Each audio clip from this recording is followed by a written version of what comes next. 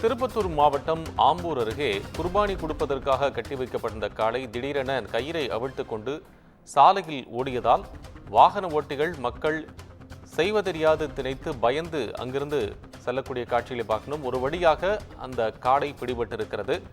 பொதுமக்கள் ஒன்று கூடி காளையை கயிறு மூலம் கட்டி அதன் பிறகாக இழுத்துச் சென்றிருக்கிறார்கள். விவரங்களை வழங்க செய்தியாளர் அரவிந்தன் இணைப்பில். அரவிந்தன், என்ன நடந்தது, விவரமாக சொல்லலாம். வணக்கம் கோபாலகிருஷ்ணன். திருப்பத்தூர் மாவட்டம் ஆம்பூர் நகராட்சிக்குட்பட்ட முகமதுபுரா பகுதியை சேர்ந்த இஸ்லாமியர் ஒருவர் பக்ரீத் பண்டிகையொட்டி குர்பானி கொடுப்பதற்காக காளை ஒன்றை வாங்கி தனது வீட்டின் அருகே கட்டி வைத்துள்ளார்.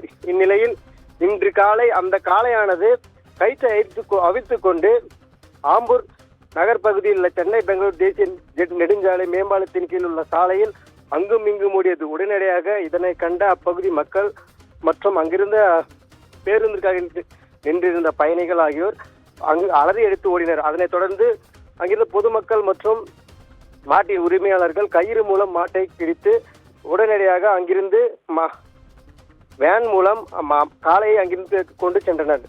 இதனால் அப்பகுதியில் சிறிது நேரம் பரபரப்பு ஏற்பட்டுள்ளது. கோபால்,